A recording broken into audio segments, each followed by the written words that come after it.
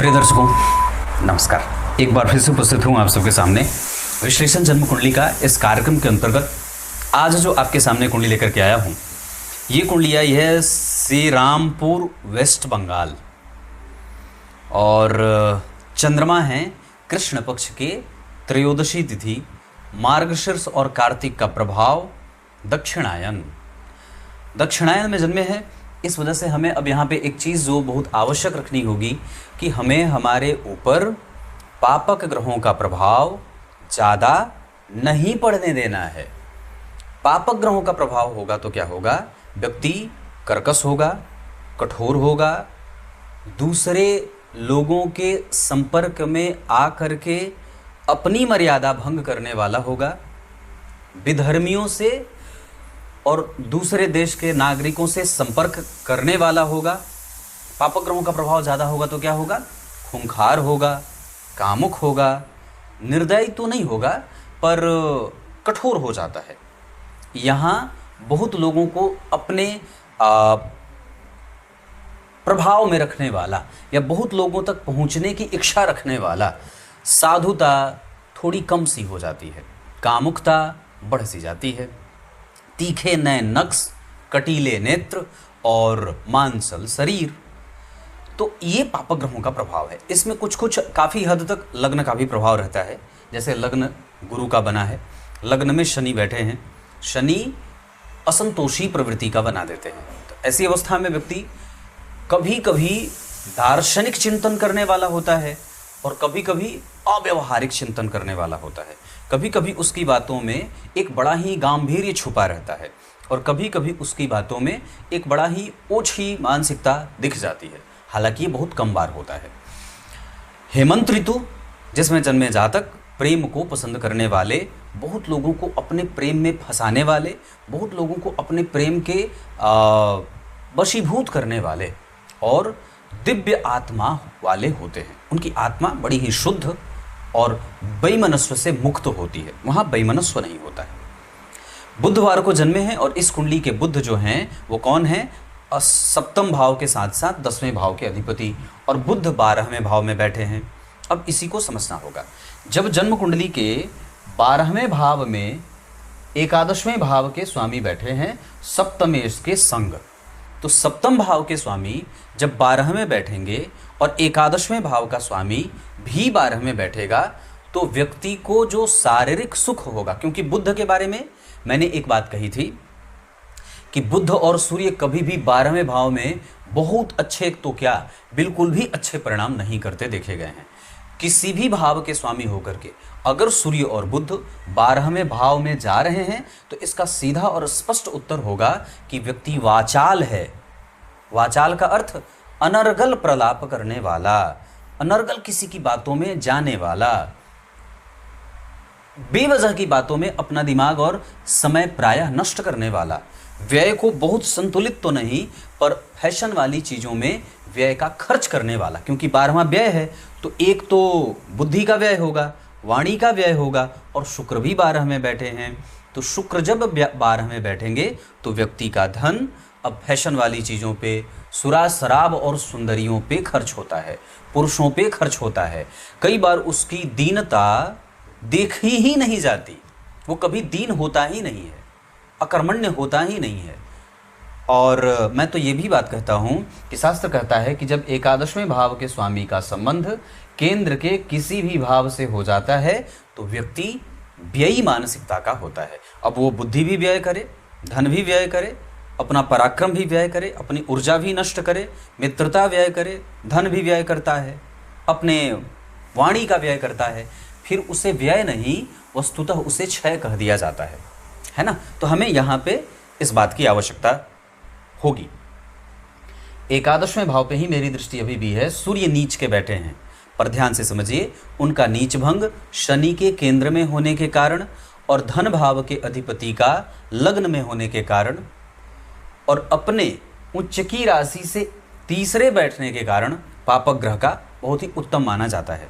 इसका अर्थ होगा कि जब जन्म कुंडली में शनिदेव धनेश और तृतीयेश होकर के लग्न में बैठेंगे तो व्यक्ति अपने छोटे भाई बहनों के साथ भी मैत्रीपूर्ण व्यवहार करने वाला, कभी वो बहुत ज्ञानी है और कभी बहुत ही एकदम अनजाना है, कभी वो बहुत अनुभवी है और कभी बिल्कुल ही निरा अभिमानी है। ऐसा दोनों ही चीज़ें देखने को मिलेंगी। ऐसा क्यों होगा असंतुलन? क्योंकि सूर्य नीच के हैं, जिनका नीच भंग हुआ है। उच्च के होते तो उच्च भंग थोड़ी होता, नीच के हैं इस वजह से नीच भंग हुआ है। तो ग्रह अब अपना परिणाम किसी दूसरे के ऊपर आश्रित होकर के तब देने वाला है। अब उसका जो फल होगा वो शनि से होता हुआ आएगा। और शास्त्र क्या बात कही, दिशा का बल क्या कहता है कि जन्म कुंडली के सप्तम स्थान में शनि देव दिग्बली होते हैं, और जो ग्रह जहां दिग्बली होता है उसके ठीक पूरक भाव यानी कि ठीक 7वें घर में वो उतना ही निर्बलत्व को प्राप्त कर जाता है। और गौर करिए तो आपकी कुंडली में अभी शनि के ठीक पीछे शुक्र और बुध बैठे हैं, तो धन का अधिपति जहां बैठा वो लग्न में, तो व्यक्ति को धनवान बनाएगा।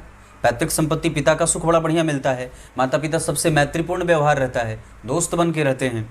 और उस भाव के ठीक पीछे शुक्र बुध बैठ गए, इसका अर्थ होगा कि अब दाम्पत्य और जो उनके संबंध हैं वो बहुत लंबे समय तक नहीं चलेंगे। यहाँ विवाह में भी कई बार मतभेद देखने को मिलता है, हो करके विवाह टूटने का भी योग लग जाता है, पर इसके बावजूद उनके जीवन में बहुत सारे लोगों का होना भी देखा जाता है।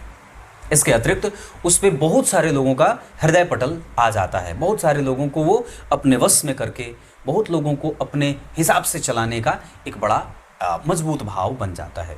एकादशवें भाव के अधिपति अगर सूर्य, शनि और मंगल होते हो, बहुत ध्यान से समझिएगा, एकादशवें भाव के अधिपति अगर सूर्य, शनि और मंगल होते हों तो ये अच्छा नहीं होता है।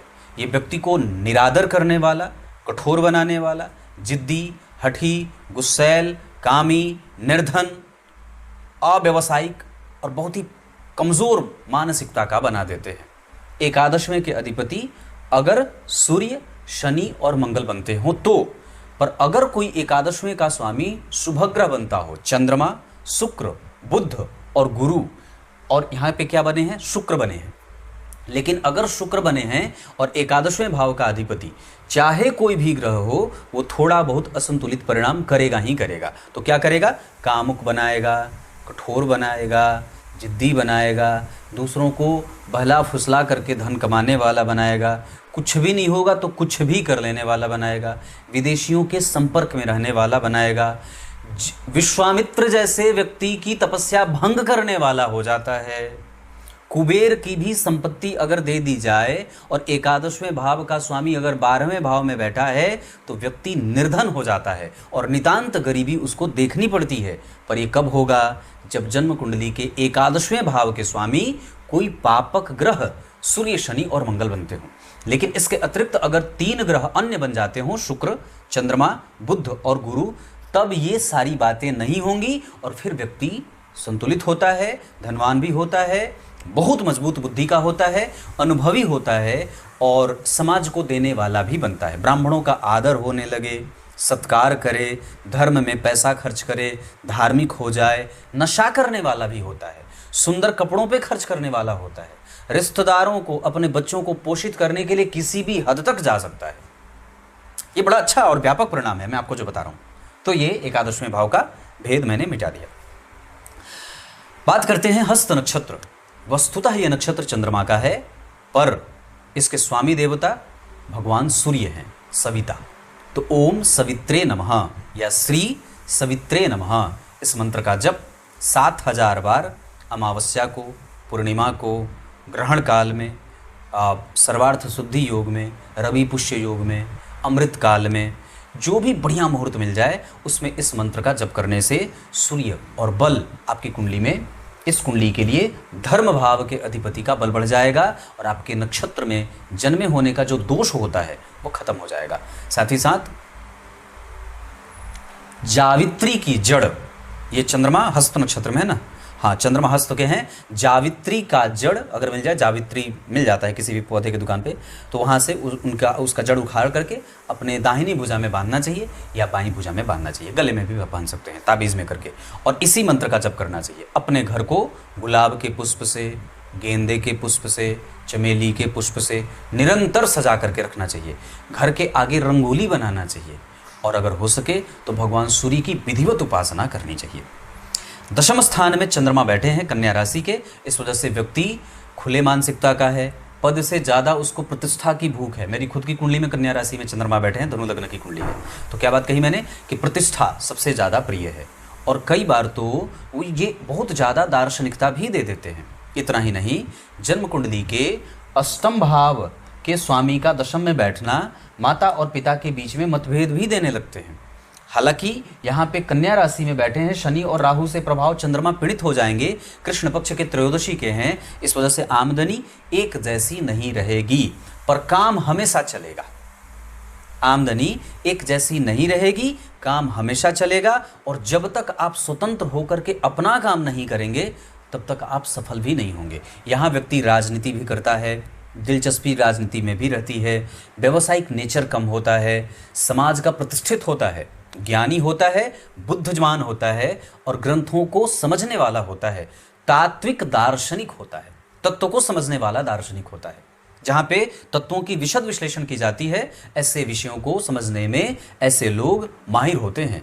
चंद्रमा के ऊपर शनि और राहु का प्रभाव आपको एक जगह पे टिकने नहीं देता है। वो चाहता है कि आप बार बार भटकाव में रहें, चाहे कारोबार हो, चाहे व्यापार हो, चाहे नौकरी हो, चाहे नियमित दिनचर्या हो, चाहे संबंध हो, चाहे इष्ट मित्र हो, कुछ भी एक जैसा नहीं रहेगा। ये बार बार बदलता रहेगा, कभी 2000, कभी 3000, कभी 50,000, कभी 30, मतलब ये बढ़ता घटता रहेगा। मतलब कोई भी ऐसा काम जो आप स्वतंत्र होकर के अपने बल पे करना चाहते हैं तो 100% कर सकते हैं। आगे बढ़ के बात करूं तो मैंने नक्षत्र के बारे में बात कर दी। प्रीति योग, जहां व्यक्ति अपने से बड़े उम्र के पुरुष और अपने से बहुत छोटे उम्र के महिलाओं और पुरुषों के संपर्क में होता है। इतना ही नहीं, गर कर्ण, वैश्य वर्ण और देवगण के होने के कारण व्यक्ति सबको आकृष्ट करने वाला, श्रृंगार को समझने वाला, चतुर होता है। अपनी वाणी से, अपने वाणी के प्रभाव से, अपने गाने की क्षमता से, अपनी आवाज़ से सबको अपनी तरफ खींचने की शक्ति रखने वाला भी होता है। ये सब अच्छी बातें हैं इस कुंडली की। राहु द्वितीय भाव में, जहाँ धन के लिए व्यक्ति बेचैन होता है। 12वें भाव में जन्म कुंडली में शुक्र बुध अच्छे होते नहीं हैं, पर शुक्र फिर भी ठीक है, क्योंकि मैंने 11वें भाव पे चर्चा कर रखी है। 11वें के सूर्य अति विशिष्ट कारक होते हैं। दशम स्थान के चंद्रमा लग्न से केंद्र में, पर राहु और शनि से प्रभावित हैं। गुरु से तीसरे घर में बैठे हैं, इस वजह से व्यक्ति बहुत ज़्यादा मेहनत करने वाला तो नहीं होता, आराम से जीवन जीने वाला होता है। बहुत ज़्यादा उसको आपाधापी नहीं मची रहती है। उस चंद्रमा से 9वें घर में मंगल बैठे हैं, जो व्यक्ति को दिखा दिखा करके धर्म करने वाला और जब खूंखार हो जाए तो किसी की भी सुने नहीं, ऐसा बना देते हैं। चंद्रमा से 11वें भाव में जो गुरु उच्च के बैठे हैं, ये व्यक्ति के टैरो हो जाए, हीलिंग हो जाए, रेकी हो जाए, ज्योतिष हो जाए, तत्व को समझने वाला हो जाए, ग्रंथ को समझने वाला हो जाए, निष्णात हो जाए किसी एक खास क्षेत्र में। इसके साथ साथ उसकी व्यवहारिकता कई बार अव्यवहारिकता में बदल जाती है। बड़ों का आदर करते करते कब वो उसका अपमान कर बैठता है उसको खुद ही पता नहीं चलता है। उस गुरु के ऊपर राहु और केतु का प्रभाव होता है तो जीवन में सब कुछ मिला है पर फिर भी कुछ भी नहीं मिला है, ऐसा व्यक्ति कई बार सोच लेता है कि मेरे पास तो सब कुछ है, पर अगले ही पल उसको ऐसा महसूस होगा कि अरे मेरे पास तो कुछ है, मैं तो दुनिया का सबसे नितांत गरीब आदमी हूँ, ऐसा लगता है। इतना ही नहीं, जन्म कुंडली के आश्लेषा के चंद्रमा गुरु बैठे हैं, यहाँ व्यक्ति की बुद्धिमत्ता दूसरों से प्रभावित और प्रकोपित भी होती है। ब्राह्मणों को अपने वश में करने वाला, और इतना ही नहीं, ब्राह्मणों का भी धर्म भ्रष्ट करने की शक्ति व्यक्ति में होती है। गुरु उच्च के 19 डिग्री के बैठे हैं और ऐसी अवस्था व्यक्ति के धर्मशास्त्र को समझने की ताकत, तपस्या करना, मंत्रों का जप करना, मंत्रों की सिद्धि प्राप्त करना, पर राहु और केतु के संपर्क में होने के कारण पति का सुख प्रायः कमज़ोर या कठोर मिलता है, पर फिर भी उसके पास जिम्मेदारियों का दबाव बना का बना रहता है। क्लियर है? अब आगे बात करते हैं इनकी कुंडली के दशमांशा पे, आपको सीधे लेके आता हूँ, जहाँ एक स्थिर दशमांशा कुंडली का निर्माण हुआ है। यहाँ गौर करिए, यहाँ के जो नवम भाव के अधिपति हैं वो यहाँ के लग्नेश हैं। दशमांशा कुंडली का लग्नेश 12वें है, इस वजह से कारोबार जो होगा वो बहुत ज़्यादा बढ़िया है ऐसा भी नहीं है, संघर्ष से युक्त है और व्ययात्मक भी है, कंफ्यूज है। और जब कभी भी हम व्यय करने चलेंगे तो हमें थोड़ा सा इस बात का एहसास होगा कि थोड़ा कम है या और होना चाहिए, या बार बार वो हंट करती हैं चीज़ें दिमाग में कि नहीं मुझे और थोड़ा सा धन चाहिए होता है, उसकी इच्छा है। पर वस्तुतः मैं एक बात बता दूं तो इस कुंडली में भवन, भूमि, वाहन आदि का सुख थोड़ा कमज़ोर, परेशान और चिंतित करने वाला भी है। यहाँ पे संघर्ष के साथ जब कभी भी आप अपने नाम पे बहुत सारी चीज़ें या धन इकट्ठा करना चाहते हैं तो आपको मुश्किल भी झेलनी पड़ेगी। कुहू योग लगा है ना, जन्म कुंडली के चतुर्थ भाव के अधिपति अष्टम में बैठ गए, ये कुहू योग होता है। हालांकि उच्च के हैं तो व्यक्ति का जो दिमाग है वो कई बार अपने प्रधान लक्ष्य से हट करके किसी दूसरे अन्य चीज़ों पे भी जाते हुए देखा जाता है। कई बार वो अपनी मूल समस्या से हट करके बहुत ही छोटी मोटी समस्याओं से उलझ जाता है, जिसके कारण उसकी मूल समस्या कई बार बनी की बनी रह जाती है। मतलब हमें अपने मूल फोकस पे हमेशा काम करना है। हमें ये बात हमेशा समझनी होगी कि हमारी प्रधान समस्या क्या है, जीवन का उद्देश्य क्या है, या फिर हम जहाँ पे रह रहे हैं, जिस घर ने हमें रहने के लिए जगह दी है, उसके अतिरिक्त क्या मेरा अपना घर नहीं होना चाहिए, क्या मुझे अपने बारे में नहीं सोचना चाहिए। तो कई बार हम सिर्फ वर्तमान में ही झूलते रहते हैं, जिसमें भविष्य कई बार अटक सा जाता है। ऐसा नहीं होना चाहिए। दशमांसा कुंडली के चतुर्थ स्थान में वृश्चिक राशि के राहु बैठे हैं और लाभ भाव में मंगल। ये काफ़ी हद तक माता से व्यक्ति को लाभ देता है, जहाँ माता पिता का सुख व्यक्ति को जीवन भर मिलता रहता है। दशमांसा कुंडली के द्वितीय भाव में गुरु और शनि बैठे हैं, जहाँ व्यक्ति अपनी वाणी को इस्तेमाल करके धन कमाते हुए देखा जाता है। और जन्म कुंडली के धन भाव के अधिपति तीसरे भाव में मेहनत करके उसको धन देंगे, आसान नहीं है। जन्म कुंडली में चंद्रमा धनु राशि के बैठे हैं और यहाँ के अधिपति गुरु जन्म कुंडली में कहाँ बैठे, द्वितीय भाव में। हालांकि ये काफ़ी हद तक कुछ अच्छी भी चीज़ें हैं, पर एक संतुलित धन व्यक्ति के जीवन में देख रहा हूँ। बहुत ज़्यादा तो नहीं, पर कारोबार मंद गति से ही चलता दिखेगा। यहाँ बहुत प्रचार करना पड़ेगा, बहुत मेहनत करने के बाद व्यक्ति का करियर आगे बढ़ता है। हालांकि कई बार वो विलंब से ही शुरू भी हुआ है, ये भी बात दिख रही है, क्योंकि लग्नेश दशमांसा कुंडली के 12वें भाव में बैठे हैं और दशम स्थान के अधिपति और लग्न के अधिपति शुक्र और सूर्य दोनों एक साथ 12 में गए हैं, जहां व्यक्ति के जीवन में आमदनी कम और खर्च ज़्यादा भी देखा जाता है। इतना ही नहीं, लाभ भाव में भाग्य भाव के स्वामी का बैठना व्यक्ति के जीवन में लाभ के योग तो बनते हैं, पर भाग्य की चिंताएं भी दे देते हैं। इतना ही नहीं, जन्म कुंडली में जो चंद्रमा और बुध जन्म कुंडली के चौथे भाव को जो शुभकर्त्री लगाए हैं, बुध और चंद्रमा का, ये एक अच्छी साइन होगी, ये अच्छा निष्कर्ष निकालेगा कि व्यक्ति अपने जीवन में अपनी आवश्यकता और अपने कर्मों के सुख को प्राप्त करने के लिए बहुत ज़्यादा किसी की चिरौरी नहीं करेगा। आना है तो आओ, देना है तो दो, नहीं देना है तो मत दो, तुम अपने रास्ते मैं अपने रास्ते, इस सिद्धांत पे काम करने वाला होता है। लेकिन जब वो एकांत होता है, जब वो एकांत में बैठता है, तब उसे प्रायः अपनी जिम्मेदारियों का बोध होता है। तब उसे लगता है कि नहीं, मुझे धन भी कमाना है, नहीं तो इस जीवन का क्या होगा। और इस तरीके से जब कभी भी दिमाग में बातें आती हैं तो वो जन्म कुंडली के चतुर्थ स्थान के राहु के कारण होता है। और ऐसी अवस्था में व्यक्ति के पास सदैव उसके माता पिता और उसकी बहन या बहन, बड़े भाई, छोटे भाई जो भी होते हैं, वो सदैव उसके साथ खड़े होते हैं। नवमांस कुंडली में लग्न में गुरु और शनि का बैठना, और यहाँ पे एक बात जो मेरी सत्य सिद्ध लागू होगी, ये धनु लग्न की कुंडली है और धनु नवांश बना है। इससे मैं गारंटी दे सकता हूँ कि इससे ये व्यक्ति कभी भी असफल किरदार नहीं निभाएगा। जो भी जीवन में काम करे वो सफलता का श्रेष्ठ प्रमाण बन जाता है। अपने आसपास के लोगों को आदर दे करके उनसे किस तरीके से धन निकालना है, बहुत सावधानी से अपना काम कर जाता है। इतना ही नहीं, अपने दृष्टि से सबको घायल करने वाला और चीर परिचित की दृष्टि में भी ज्ञानी बने रहने वाला होता है। वर्गोत्तम लग्न की कुंडलियाँ कभी असफल नहीं होती है, ये बात हमेशा दिमाग में रख लेना चाहिए। ये कुंडली वर्गोत्तम लग्न की है, लग्न भी वर्गोत्तम 9 नंबर का और नवांश कुंडली भी 9 नंबर की बनी हुई है। इस वजह से ये कुंडली असफल नहीं होगी, इसकी मैं गारंटी दे सकता हूँ, क्योंकि आज तक वर्गोत्तम लग्न की कुंडलियाँ असफल बहुत कम हुई हैं। नितांत ही जो निकृष्ट व्यक्ति होगा उसी की कुंडली असफल हुई होगी। हालांकि नवांश कुंडली के आधार पे दाम्पत्य का सुख इस कुंडली में कमज़ोर मिल रहा है, 6वें भाव के मंगल के कारण, 7वें भाव के सूर्य के कारण। लेकिन ससुराल वालों से संबंध काफ़ी हद तक व्यक्ति के अच्छे भी होते हैं। हालांकि अभी मैं जो बात देख रहा हूँ, इस कुंडली में विवाह आदि के बारे में अगर जो चर्चा चल रही है, उसके आधार पे अभी भी 2029 तक आपकी कुंडली में विवाह के सुख को प्राप्त करने का बड़ा अच्छा योग बन रहा है। शुभ अंक इस कुंडली के लिए 5 रहेगा।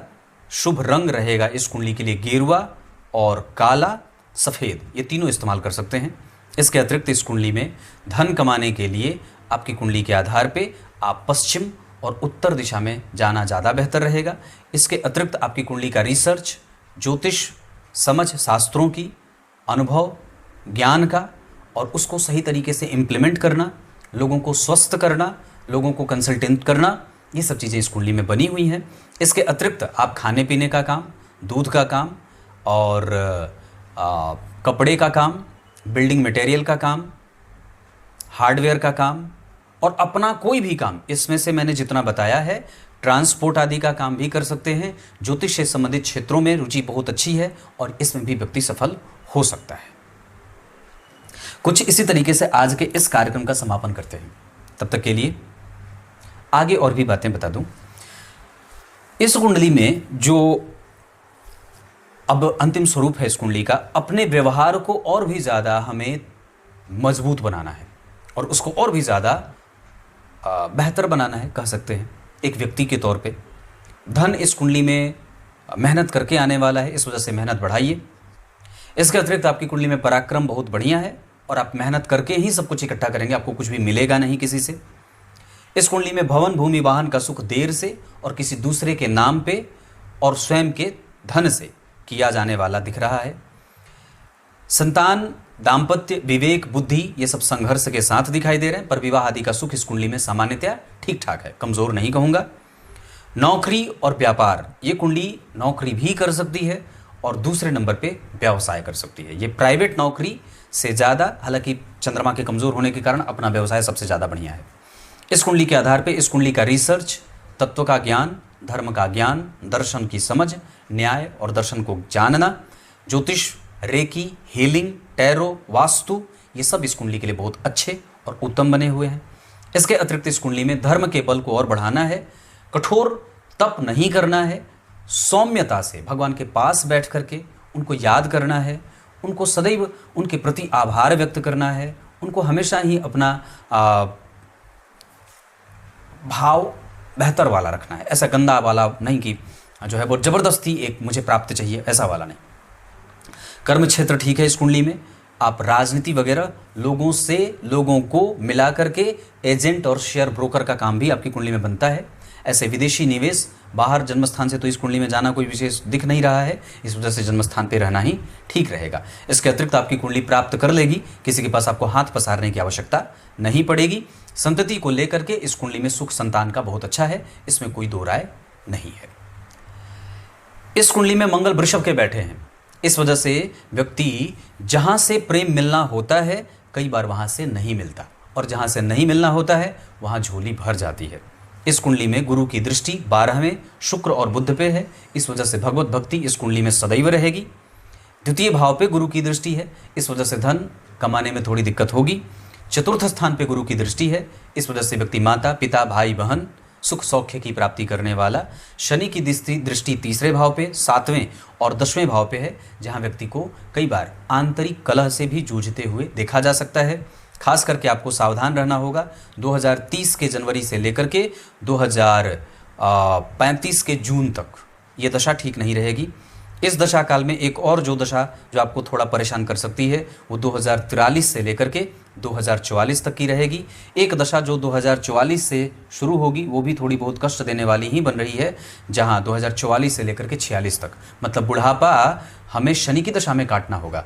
और शनि लग्न में बैठे हैं, इस वजह से दांतों की समस्या, भुजाओं में दर्द, वजन बढ़ने के कारण शिकायतें और कई बार मांसपेशी या मांस से संबंधित बीमारियां हो जाती हैं, जिसके कारण व्यक्ति को कष्ट होता है। यहाँ व्यक्ति को अफरा और कई बार मानसिक मन से परेशान होना। शनि की दशा जब अंतिम समय में होने लगती है तो व्यक्ति को बहुत सावधान होना होता है। एकाकीपन में बिताना पड़ता है, अकेलेपन का शिकार होना पड़ता है। जीवन में प्रायः सभी लोग छूट जाते हैं और एकांत में परमात्मा का प्रेम प्राप्त होता है और व्यक्ति परमात्मा को समझने की पूरी चेष्टा और कोशिश करता है। कुछ इसी तरीके से शनि की दशा जब आएगी तो लाजवर धारण कर लेना चाहिए। वैसे इस कुंडली के लिए गुरु का रत्न पुखराज भी कोई नुकसानदायक नहीं होगा। तब तक के लिए बहुत बहुत नमस्कार।